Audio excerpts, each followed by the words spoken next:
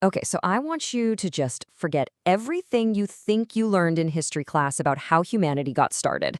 We're about to dive into a source that says our entire story is basically a cover-up for something way more cosmic, and that our history didn't begin on Earth at all, but on a dying alien world. So, was humanity created to be a slave race?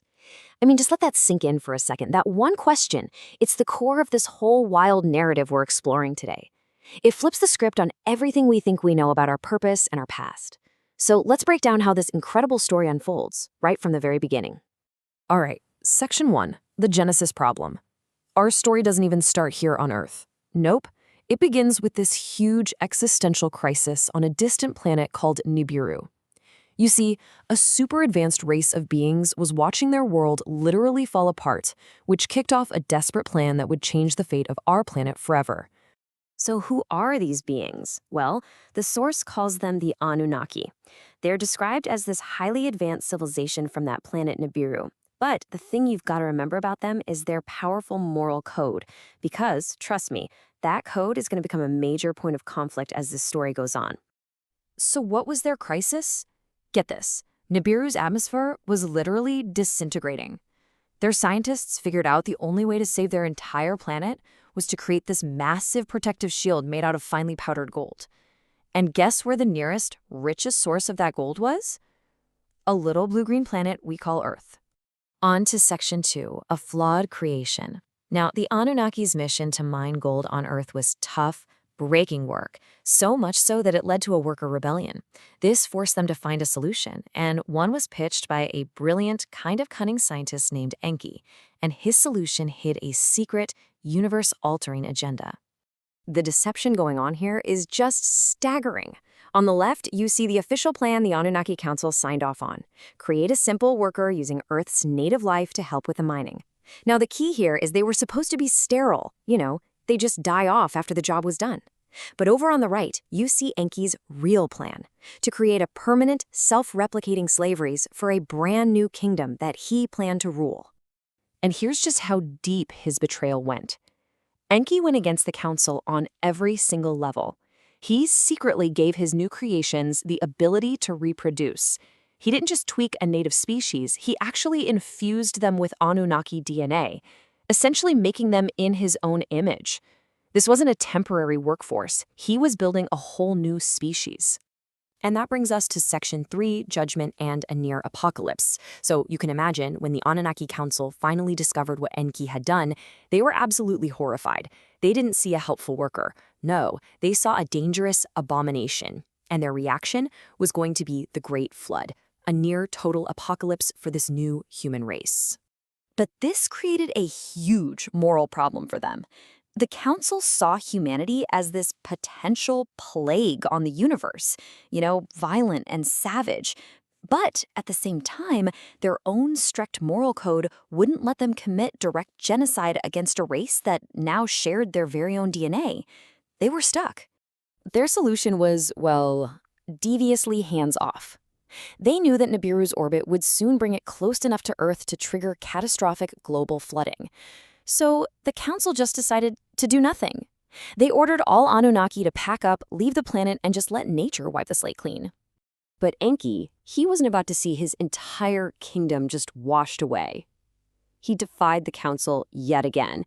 And in an act that sounds a lot like many of our ancient flood myths, he secretly went down and protected parts of his creations, making sure that humanity would actually survive the cataclysm.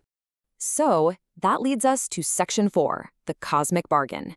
Humanity's survival created a massive new problem.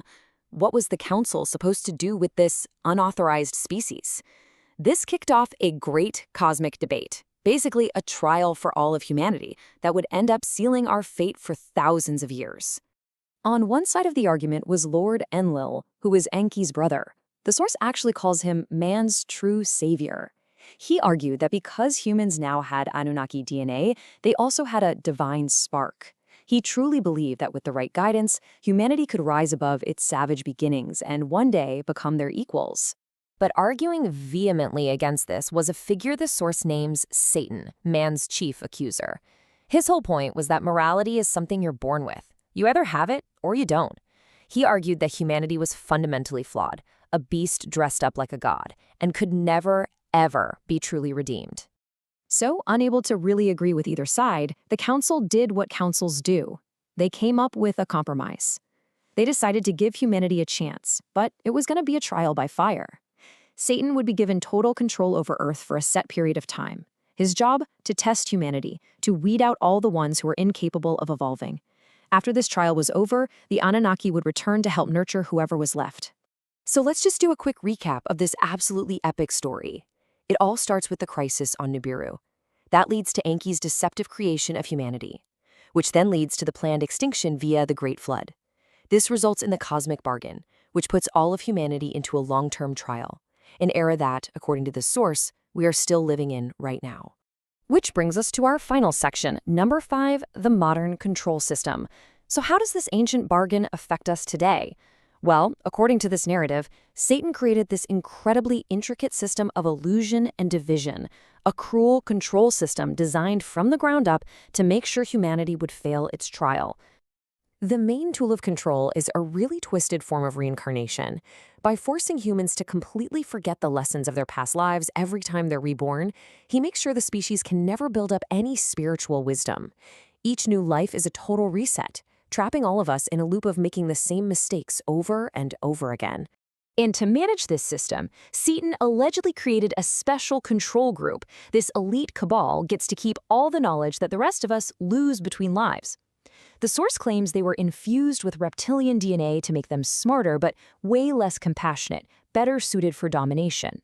And it suggests that these are shape-shifting entities occupying the highest positions of power. We're talking royalty, presidents, the whole shebang. And this is their strategy. It's devastatingly simple. First, they infiltrate all the centers of power. Then they create the illusion of choice, like opposing political parties that are secretly serving the exact same agenda.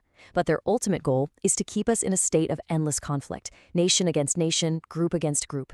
Because a humanity that's divided, confused, and afraid is a humanity that's really easy to control. And all of this brings us back to one final lingering question. If any part of this narrative holds even a tiny grain of truth, is our history really our own? Or are we all just subjects in a massive cosmic trial, a carefully managed experiment, still waiting for the final judgment?